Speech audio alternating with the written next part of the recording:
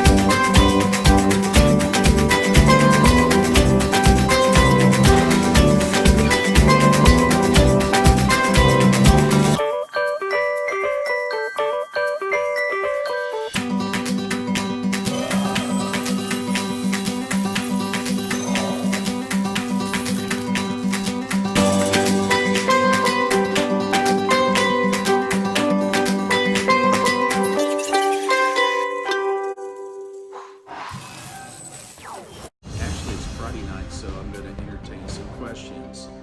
And for those of you that do not know me, I've been involved in network marketing now for over 40 years. I started in this business totally broke 27 years ago, sold a junk truck to get started, put $200 into my business. The last 27 years, I've been full-time in network marketing. Very few people do that. So I share why and how and what I do. And I hope your new year is starting off with some speed, some excitement, and you're just thinking about just everything that you want to get done. There's a lot of people looking for change going into this new year, going into this new decade. And so, that's the reason why you definitely need to let people know what you do. And that's what this is really all about. Angie in Michigan, nice to see you. Now, there was before I get into, I'm going to get into, and by the way, I haven't seen, oh, there's George. George finally got here. George, you're late. No, George is it's usually Jeff that's late. But anyway, George, and you can screenshot. If you have a question you want to hit me with, tonight's the night, it's Friday night, and I'll try to answer it. But I'm going to go back into when I did a post today, and I always do that Friday morning, say, hey, anybody got a question? Jody Collins are you in the classroom right now? Jody Collins asked the question that she was really trying to stay motivated, always stay motivated. I got to get off this roller coaster and remain motivated. What do you suggest? What I suggest is how you begin your day is very important. I know that when you wake up, sometimes many of us pick up our phone and we want to look at our phone and see any messages we got or what's happening on Facebook or whatever. And or maybe if you're a parent, you're so busy getting your children ready for school, so you just get caught up with the things we do in life every day, right? Well, we have to be really careful. And I'll tell you, my wife, Michelle, is very good at this. She's better at this than I am. She'll get on this, it's a regular YouTube program, and he's like an Anthony Robbins in Taiwan. I think he models a lot of what Anthony Robbins does, but everything he talks about is in Mandarin Chinese. So every morning, I'll tell you, when she gets up and she goes to her vanity, why do they call that vanity anyway, where you put your makeup on and all that? There's a reason for that. Anyway, she goes to her vanity, and then first thing she'll do is she'll listen to him. And then she's getting a mindset for the day. I think that's really important because it's human nature, to default to negativity. Our minds are programmed that way because our minds are always looking for what's wrong. Our hearts are always looking for what's right. And we got to come from the center in our heart when we really begin our day. So I just think, one thing about it, just understand, Jody, that this thing doesn't come naturally. This comes by discipline. This comes by intention, that you have to train yourself. They say, it takes, just over 3 months to develop a habit. So the thing about it is you're going to have to do this repetitively. I don't care if you put a Post-it note on your mirror, whatever it takes. But what you're going to have to do is start plugging into things that are going to motivate you. And there's a lot of it out there. When I say motivate you, it's really more than motivation, because here's the fact. The fact is, motivation is okay. It's like a massage. You go through it and, oh, it feels so good. And, oh, man, my shoulder's so tense and all that, and feels good when she's just breaking all that up. That's great. But later on, then we're back doing a lot of things that are stressful. So it's only temporary. So that we understand the psychology to success is to understand what our minds are always defaulting to, and what are we really thinking, what are our fears, and what we have to do is just understand what we're doing. And then what we have to do is start replacing negative thinking with positive thinking. And I'm just saying, strong dose of Anthony Robbins every day would be good for you. It really would. Some might say, well, hey, I'm going to get my water. I'll be right back. Some think that network marketing is just all about strategy and tactics and all that, and just read a John Maxwell book. Doesn't work. If you don't believe you can do it, you won't. So we have to understand that the psychology of winning this game is just what it is, and it has a lot to do with how we begin our day. And so that's the reason why it's important to begin your day right, and that's what I recommend that you do. And George, if you see a question there, screenshot it. And Renee, how are you? And so then now I titled this Phone Phobia. Do you have phone phobia? Do any of you have phone phobia? This is a different age we live in. It's funny because there's people that have Facebook Live phobia. So I don't have that, right? Do I have any phobias? Yes. For some reason, zip lines, they sound great. They sound cool.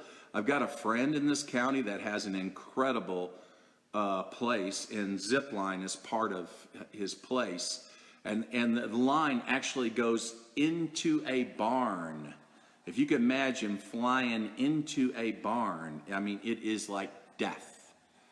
And I remember it was funny, the first, when me and Michelle climbed up to the top, to grab that and jump, and she just went and did it. Just did it. Then they handed it to me, and I looked, and I thought, oh no, I'm not going, not that barn. The guy says, are you going to jump? And I thought, screw it. I jumped. See, I had to think about it. I had to talk myself into it. Michelle just jumped. Some people, so yes, I'm not so crazy about that. I don't know. Like some people want to get in a plane and parachute. Who packed the parachute? That's what I want to know. Did he do it right? And I'm going to bet my life on that? Some people won't. They don't even think about it. They just do it. So with John, I'll say fear, I do talk to people socially a little bit more difficult. Okay, so John Johnson from Baltimore says that the fear of the phone is the biggest enemy, the fear of the phone. So then I assumed he was speaking of himself. So what he said was,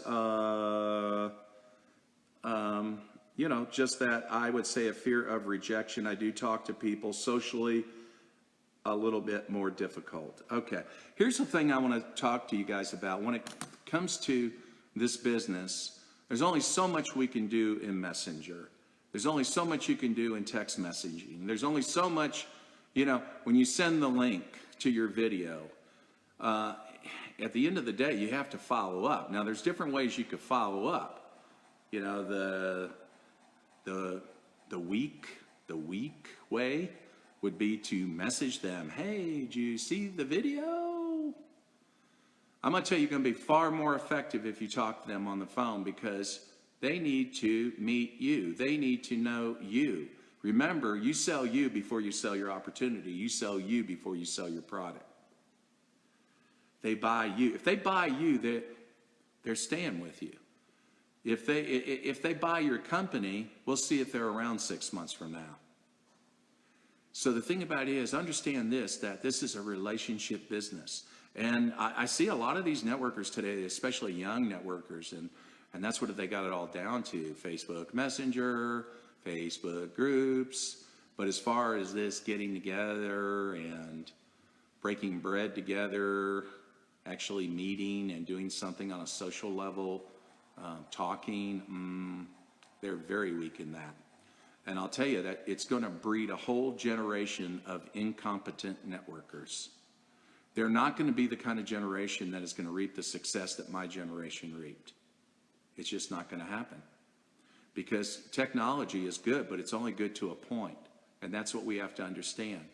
So there comes a time that we do have to pick up the phone or use an app on your phone, however you want to do that, whether that's WhatsApp, or if just talking audibly scares you, then just imagine doing FaceTime and Zoom.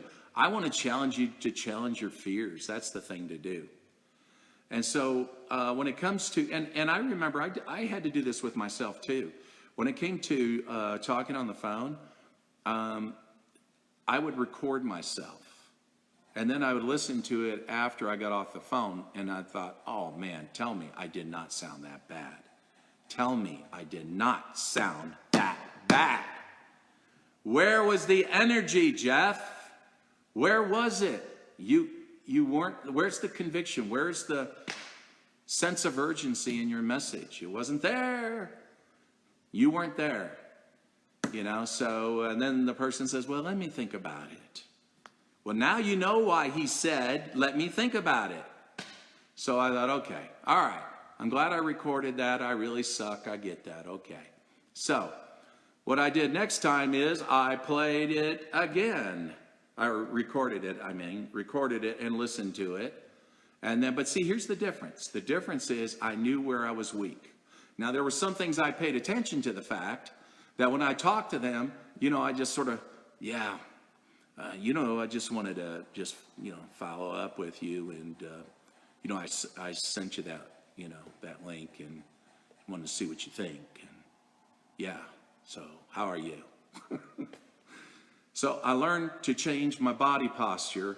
Sit up, Jeff.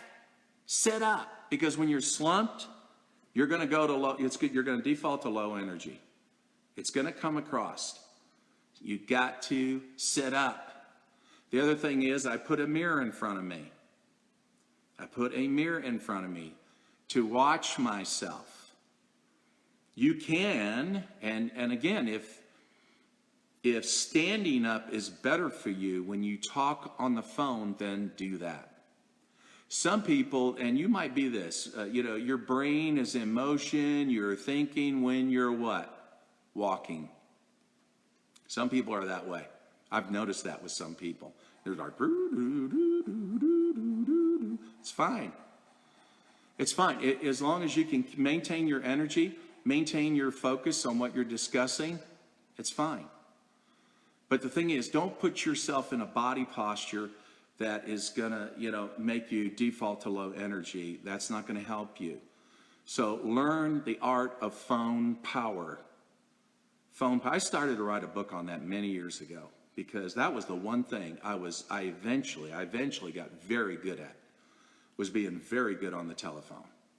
And 21 years ago when I started, my first 90 days, we put in 800 people, brand new team, didn't know any of these people, 800 people in 90 days. And all I had was a phone and a list.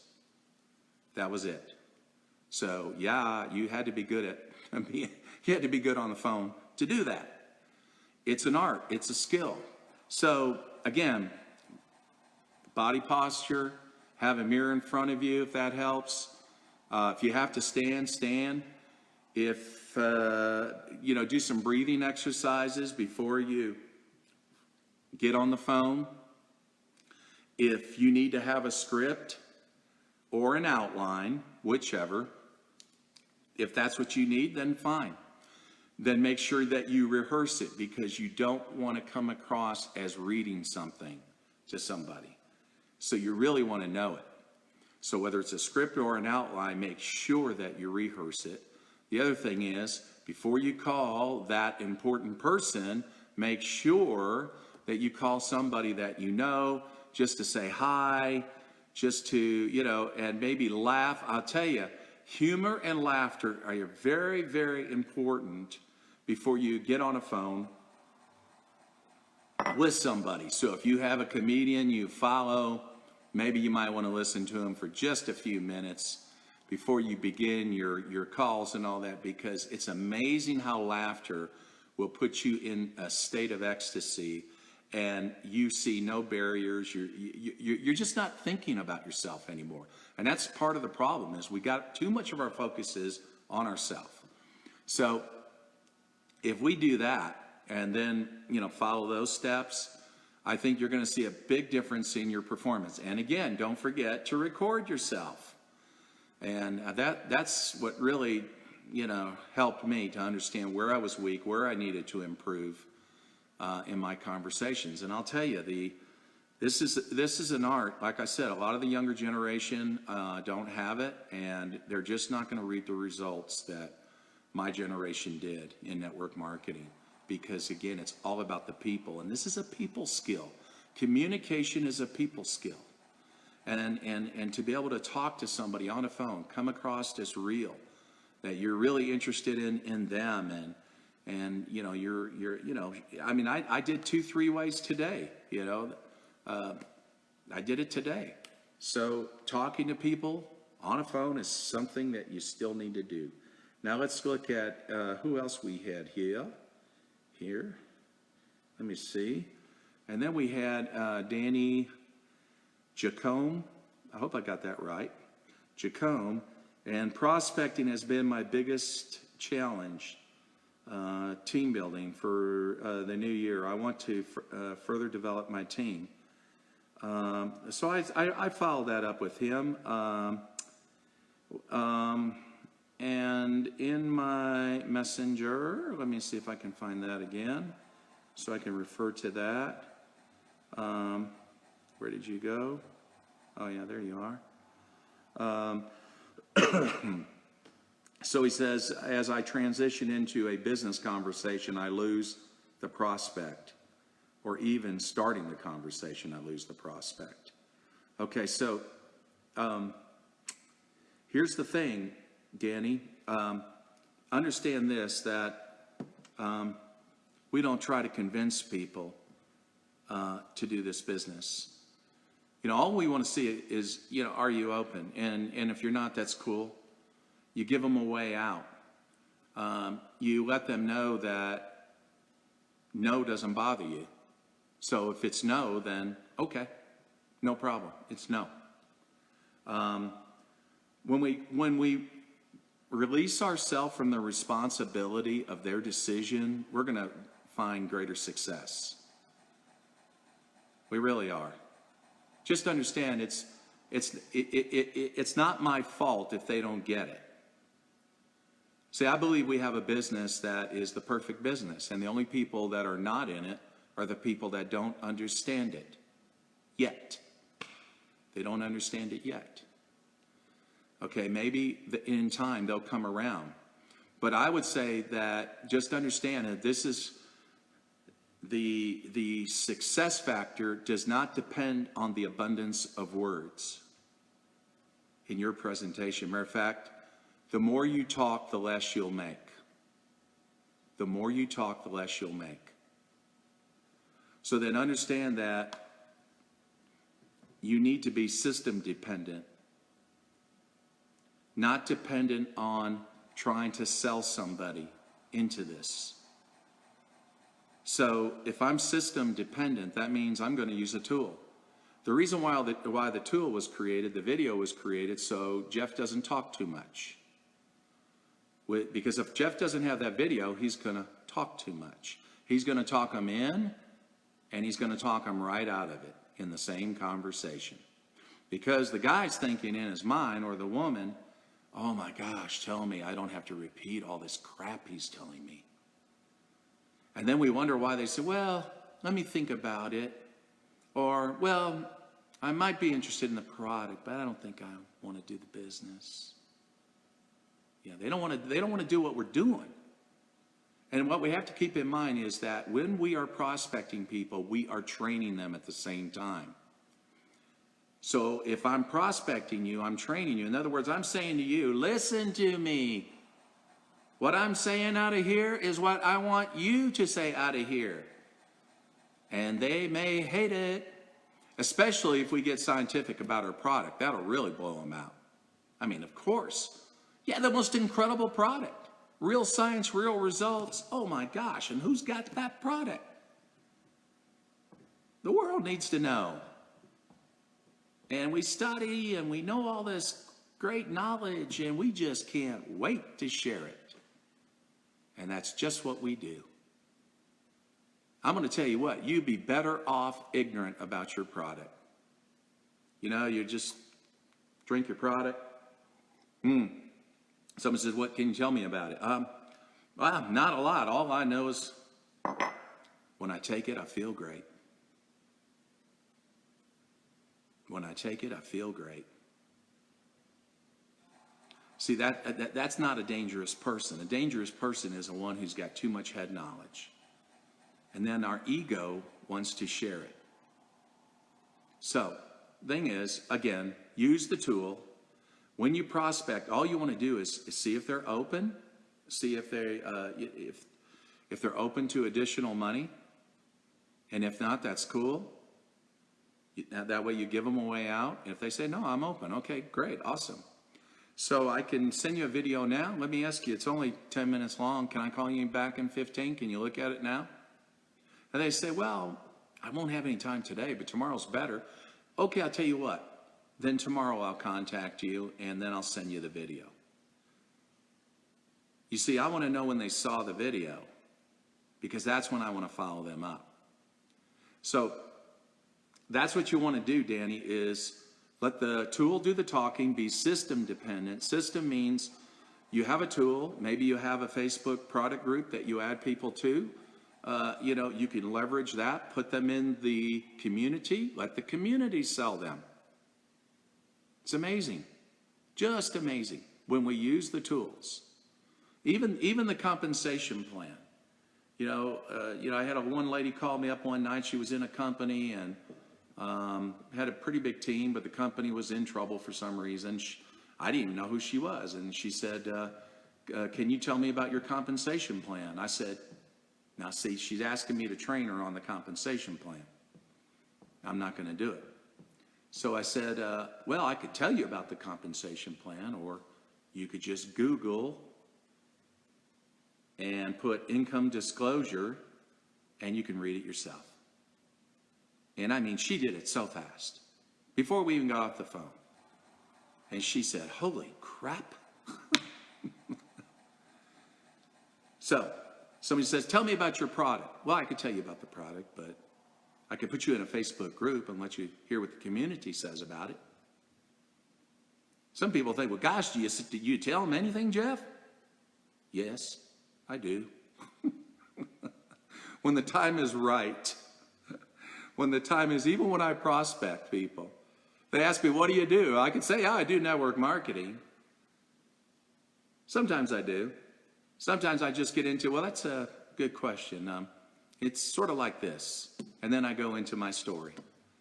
Use the product, like the product, found out I could sign up and get it for wholesale instead of paying retail. Made sense to me. And then they told me that if I recommended it to anyone and they purchased, then I got paid on their orders. That's cool. And anybody they recommended it to, I got paid on their orders too. So now I don't even need a job anymore because I have residual income. Haven't needed a job in years. Now, what did I tell them? I explained the concept. I did not say what company I'm with. I did not say what product I promote. I did not say how much income I made, whether it was a lot of residual or a little residual. I didn't say. I explained the concept. And if I can sell them on the concept, then it's very easy after that to give them any details they want to know. But the thing is, you got to get them open first. People have a membrane of beliefs, and you're sending your messages. You're like pounding and pounding and pounding and pounding, and you're, good grief, man, wake up! Can't you smell the money? No, because they have all these beliefs that things they've concluded, others have put in there, and you're trying to get your stuff through, and it's not getting through. So what you got to do is clear it. And that's why I like to go with the Forrest Gump approach, and that is just, it was like this.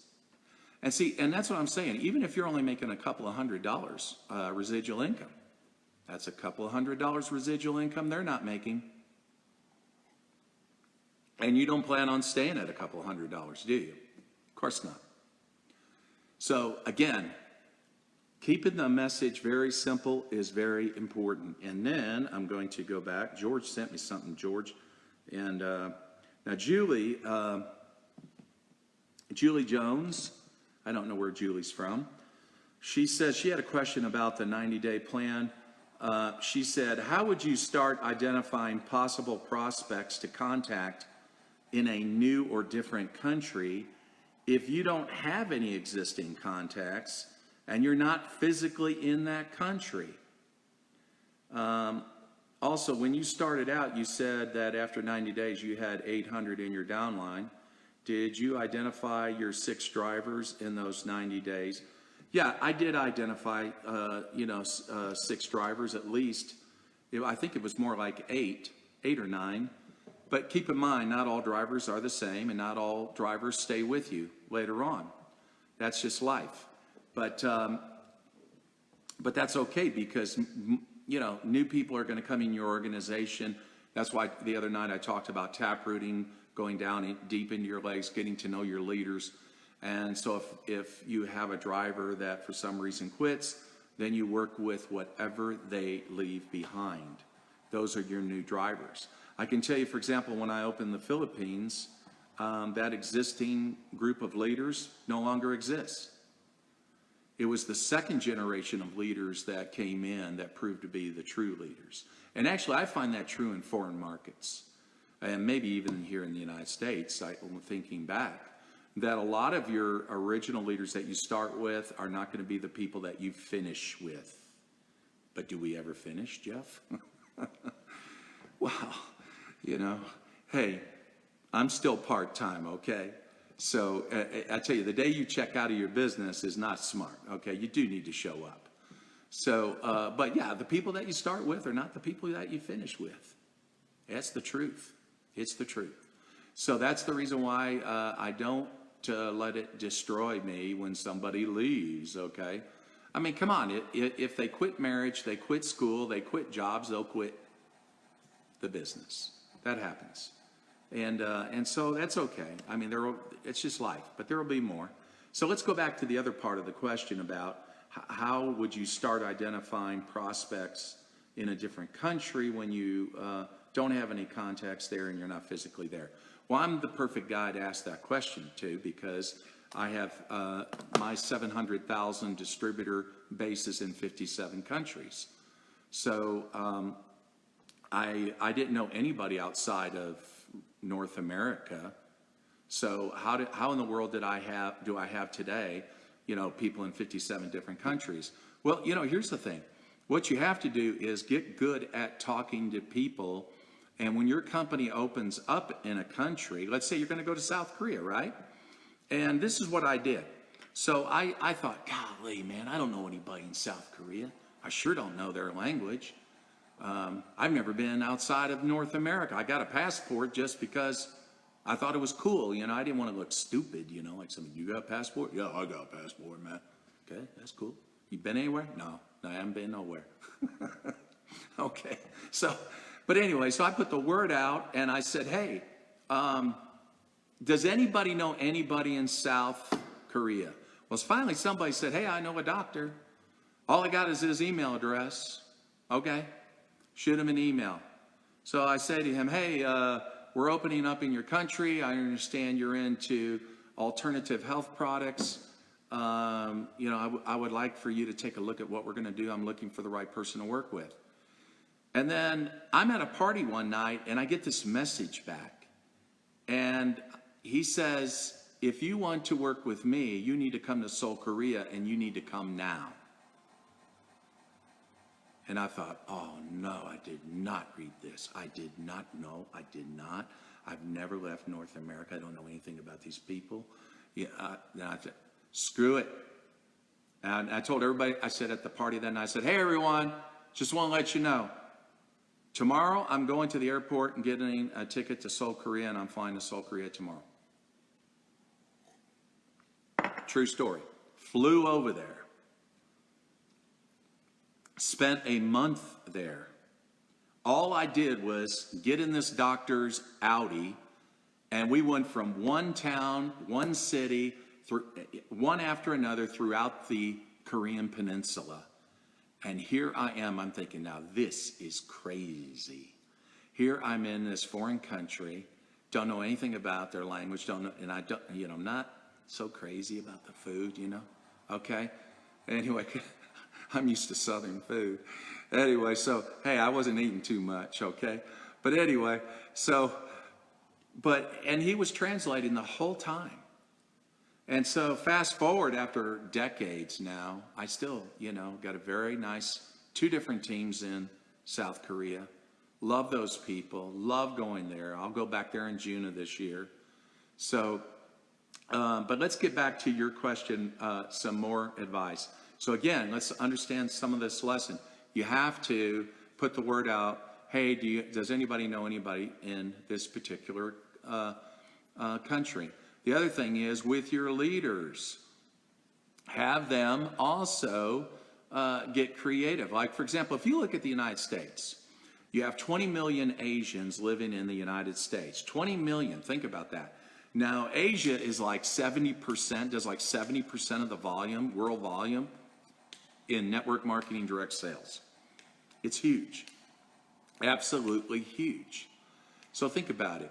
So how many Filipinos live here? How many Chinese live here? How many Japanese live here?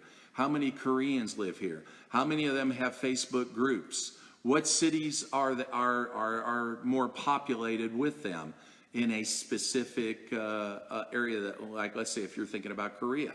So, if you look at Atlanta, Georgia, perfect city, great example, you're going to find tons of them. Is it possible that you could reach out to them? Do you know they have their own chamber of commerce? So it's amazing. So again, how you get to those countries is simply by finding somebody. And what's important is they're gonna speak English. If they live here, most likely they're going to speak English. And then you sponsor somebody like that, and then now there's your translator. They're able to also reach back home and sponsor those people back home. You don't have to go there right away. You don't have to do that. Matter of fact, if your company, and most companies do this, they'll open up an office in that country. Then you reach out to the general manager, and I did this one time in Japan. I can remember this. I actually talked to a woman in Hawaii, and I could detect an accent over the telephone. Again, this happened over a telephone, but she actually responded to an ad. And so I asked her, had you been involved in network marketing? The answer was yes. Then I said, that's awesome.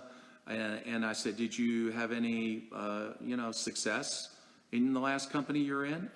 No, I did okay. I said, oh, you had a team? Oh, okay. All right, good. Do you know anybody successful in Japan? And she said, yes, I do.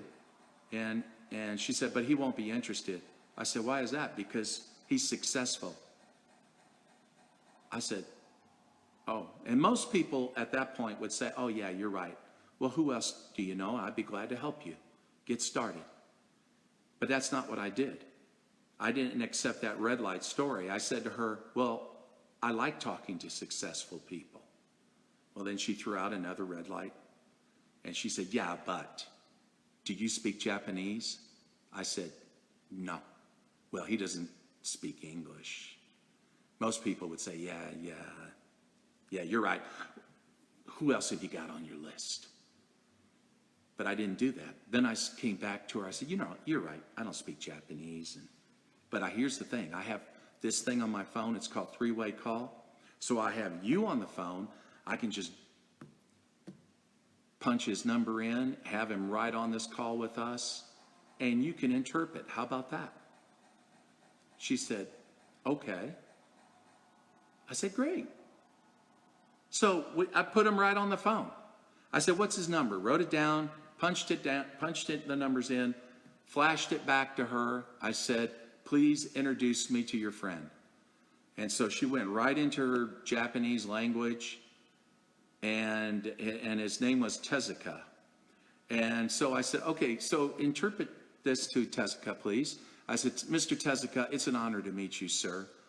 Yuri told me so many great things about you, your success in network marketing. I'm very impressed with it. So because you are successful, I would like to ask you, would you please take a look at this product and tell me its value for Japan? It's done very well in other countries, but I would like your opinion on this and see what you think about this. Would you be open to take a look at this product? And I remember exactly what he said. He said, hi, which was yes. Now, which was awesome. So then what did I do? Again, most of your companies are going to open up offices in these countries, right? They have to do that. And they have general managers that run those offices. So then I sent an email to the general manager in Japan. I said, I need your help with something. I just spoke with this man. Here's his phone number. And I've asked him to evaluate the product. And it would be really great if you could show him the compensation plan. Would you invite him down to the office? And then if he chooses to join, this is the ID number of the woman, and this is her name, who he'll go under. Well, that's what he did, and he invited him down. He came right down. He signed right up. And I'll tell you, within a few weeks, I was looking at the back office report, and all of a sudden, all I saw were names to the left that just seemed like they went on forever. And to the right, it was 400, 400, 400, 400, $400, right? Package that they started with. It was like boom, boom, boom, boom, boom, boom, boom, boom. And all because I got good at asking people who know people in foreign countries, who do you know? And even when they threw out oh, well, you don't speak their language, oh, they're already successful in network marketing, none of that matters. You have to have the unstoppable attitude that I'm going to make this thing work. And so that's how you sponsor in other countries and put the word out to your leaders about what you're doing. So Yvonne Hyde in Florida asked the question, how do you handle notifying people that you've already prospected? She's talking about she was in previous companies, a family in particular, and you switch companies and now you're running with a new one. Well, here's the thing. Does everybody know where they want to be and always what they want to do? Or do we change our minds? We went through this with childhood. How many of you, when you were children, thought of you're going to be a nurse or I'm going to be a fireman? And then a few years later, we've totally changed the story. Now you're going to be an actress and I'm going to be a rock drummer. I mean, that's just life. People change their minds on what they want to do. There's nothing really wrong with that. Sometimes we get into something and I'll just tell anybody. I'll say, hey, brother, I've been trying to get just the right feel for the right product and the right company. And, I'm new at this and all that. So I think some of the other choices, I just didn't know enough going into it. And I've learned a lot since then. So, now I've found a company that really meets everything that I'm looking for. It feels good. It's a good fit. And I wish you would take a look at it. So that's the thing. Just go ahead and admit to the fact that you're not a professional, that you are still trying to wrap your head around it, that you have learned a lot, and it's really taught you what you should look for. Nothing wrong with that. And really, isn't that true for anybody in life? How many people get into a relationship and they don't even know the person, right? Happens all the time. And then later on, they're not together again. So the thing about it is, you got to find a fit. And that's what I would tell them, that I found that fit. So Rachel Ray, are you in the office? She says, one thing I've been getting is I have no money to start the business or buy products. What do you say? I love that one. You're talking to the right guy again, because I didn't have any money to get started. 27 years ago, I was totally bankrupt, broke. And I found a network marketing company, and I knew it was a good fit for me. I knew I could do well, but I did not have any money to get started. And I had the only thing and I've been walking by the answer for weeks, why I felt depressed and, just how am I going to get started? And then one day I sat on the porch and said a prayer. And then when I finally opened up my eyes and I looked out on the driveway and saw the only thing left from my bankrupt company was a junk truck. The engine didn't start. The tire was flat. I said, that's it. That's it. That's my ticket out of here. And I called the junkyard. I said, will you come over and tell me what you'll give me? He came over, said, I'll give you $400. I said, take it.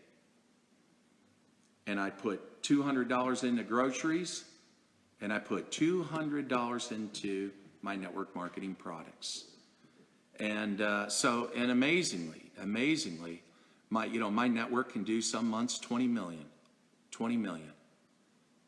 Started with $200, today 20 million a month. How do you do that? You have to make a decision. All the people in my team had to make a decision. Everybody's got to make a decision. We can sell ourselves out for an excuse and do nothing and be nothing and have nothing. We can do that. Or we can say, you know what? I am not my circumstances. I refuse to stay in this state. I will never, ever be here again. I'm going to prove everybody wrong about who I am. And I am going to be a success story. And then you're going to find a way. In my case, it was the junk truck. I had a woman that did that one day. She sent me a message. She said, I want to start the business, but I don't have any money. My answer back to her was, I see, but what's the problem? She said, I just told you what the problem is. I don't have any money. I said, no, that's not the problem. I said, you have resources. See, here's the thing. Anthony Robbins talked about this in Date with Destiny when he got together with all these brilliant businessmen at an event. Now, these were all billionaires and people and all that. And he asked him, he said, what are some of the greatest challenges and problems that you've had in your businesses? And that was how he opened up the meeting. And different ones came up with, didn't have the right people, didn't have this, didn't have that. So he said, so what everybody is saying here is, you didn't have the resources. He says, but that's not it. The problem here is you do not have an awareness of being resourceful. Resourceful. That is, we look for ways and things to start with. In other words, when life gives you lemon, you make what? Lemonade. That's what you do. You open up a freaking lemonade stand. I mean, kids do this. They open up lemonade stands. They're going to find a way to make a nickel. They're going to find a way to make a quarter. The thing is, that's what I did. I had to be resourceful. There were resources, but I wasn't tapping into it. Those men had resources, but they didn't. They didn't have a resourceful state of mind. And what I'm saying is, when people say to me, I don't have the money to get started, that they do have the money. If they had a child that had to go into the hospital and they had to come up with $500, I bet you they're going to come up with that $500 really fast. They're going to get very resourceful, very quick. And if that means selling the flat screen on your wall, sell it. Sell it. What, you're going to watch the lifestyles of the rich and famous? Screw that. Let them watch you. Let them watch you. I don't have time to watch them. I don't want to watch them. I'm going to get that flat screen off the wall. I'll pawn it, do whatever, and I'm going to get started in my network marketing business because I love my kids. I love, and that's what I tell people. So don't tell me you don't have money. You have resources. You may not have cash in your pocket, I agree, but you have resources. And so that's what we have to have, and just ask them, so how long do you want to stay like this? How long do you want to stay in a state of want? I don't. Okay, if you don't change that, what will your life be like years from now? Think about it. And I want you to feel it. And what about your children years from now? What will they have? How does that look? Do you hate it? Well, yeah, do you really hate it? Do you really want to change it? Sell your flat screen. Let's run. I'll help you. But this is not going to come to you. You got to go to it. That's what we have to understand here. Don't tell me you don't have money. You got resources, and that's money. So then that's the answer to that, Rachel. And then George, let's see what he had to say here. George says what? George, you only sent me one message. Is that it? Okay, so George says, if I cannot identify sick drivers in a 90-day plan, what should I do? Keep looking for them. Keep looking for them. If you ever read the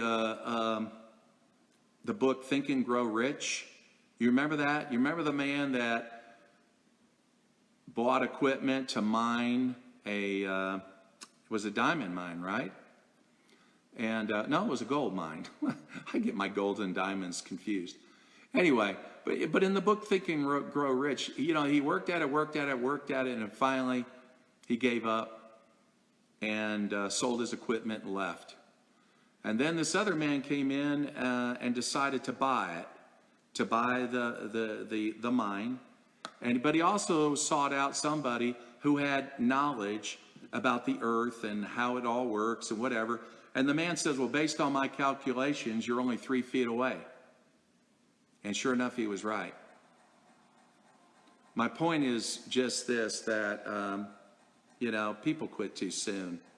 I mean, sometimes you're only a week away. Sometimes you're a month away from finding that leader that's absolutely going to change your life. And I'm not that, and I'm a big believer that if you want change, it's got to begin with you. It does.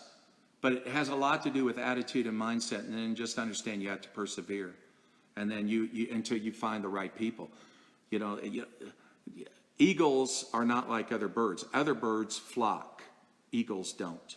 You have to find them one at a time. So that's the thing. So let me see. George just sent here. And so keep looking for your drivers is my point, Pedro. And then George just sent something here. Kim, what are 3 daily habits that you do every day for your business? 3 daily habits. Well, usually what I want to do is make a priority list of what needs to happen that day. What are the most important things that have to get done? That's the important thing, because you're going to get thrown, you're going to have your phone ring, turn it off, okay? But anyway, there's going to be a lot of things reach out to you that are not important. Those things are going to really reach out for your time. So what you need to do is make sure that you make that list of what is most important. I'll tell you today, for me, it was the calendar for this year. The calendar for this year. Because there are, I'm looking at countries that I'll visit internationally. Anthony Robbins. I took a platinum membership with them, and so there's 3 platinum trips with Anthony Robbins. Next month will be the first in Idaho at his house. So I had to plan out my, what I'm going to do, and then just make sure. And then there's some things I have to say no to, and so that's it. Keeping number one, the most important thing. And then there's the everyday, who needs some support, if it's 3-way calls, whatever, whoever I have to help. And then, and then some of the other things can be, just things that you have to do. And that when you start making money in network marketing, you need to, learn what to do with it. Keep in mind what we have is a cash machine. If you use that cash right and invest it in other things that make money, then you got 2 sources now instead of 1. And that's something that I think it's really important for people to learn how to do more of that with. So I think, George, is that it? Is that it on questions then? We've covered all that. All right, guys, it's been awesome spending Friday night with you. Totally awesome. I hope that if you're in Asia, your day's beginning, and have a great day. And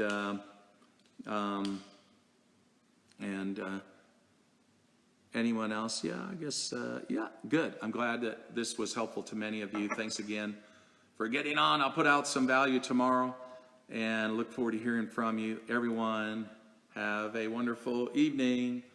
Talk to you soon. Bye-bye.